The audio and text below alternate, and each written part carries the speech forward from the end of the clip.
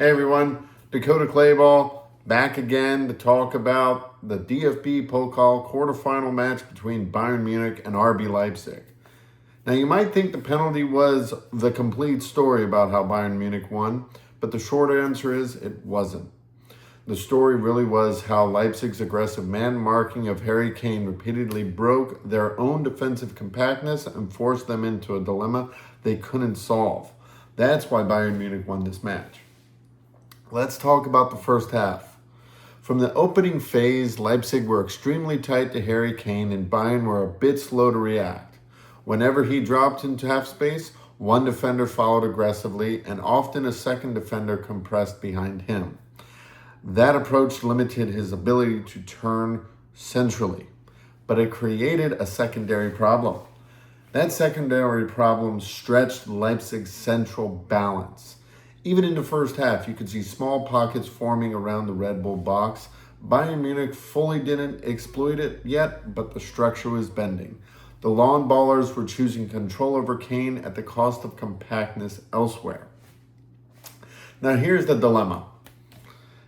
If Leipzig continued doubling Harry Kane, central finishing pockets would open. However, if they stopped doubling him, he'd have the advantage in one-on-ones. There was no clear solution for Leipzig. And in the second half, Bayern took full advantage of Leipzig's dilemma. The second half shifted Bayern's way. As you know, 2 goals were scored, thanks in part to Kane's movement becoming more deliberate. He wasn't just dropping to receive, he was dragging defenders with him, which he had done with so much success throughout the season thus far. When he pulled central defenders out of alignment, Leipzig defense lost structure. The misalignment created space around the penalty spot, evident with Gnabry's saved opportunity. That shot wasn't random. It came directly from Leipzig defenders collapsing on Kane and losing central compactness. That's structural instability, not bad luck. Let's talk about the penalty sequence that I mentioned at the beginning of the video. The penalty happened was also a symptom of RB's defensive imbalance. After a failed set piece, they were overcommitted forward and Davies took advantage of that.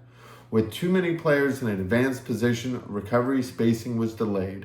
Stanisic ended up one-on-one with the keeper and drew the penalty because Leipzig weren't structurally balanced.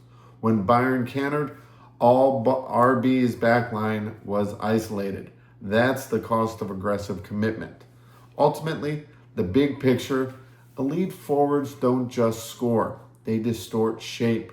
Kane forced Leipzig into repeated compromises. He double him, exposed space, resulting in Luis Diaz's getting a perfect pass from Elise and cementing the win. That's the difference. And once that imbalance becomes consistent, the match tilted permanently. This wasn't chaos. It was structural pressure by the forwards, and that's why Bayern Munich are through to the semifinals of the DFB Pokal for the first time since 2021. Bayern will either play Freiburg Leverkusen or the cup holders VfB Stuttgart. Bayern take on Werder Bremen in the Weserstadion in Bremen on Saturday. Talk to you after the game. This has been Dakota Clayball. You can follow me on all of my socials at Dakota Sells FL. Have a great day. And don't forget, my motto is and always will be, your needs are the point. Have a great one. Bye-bye.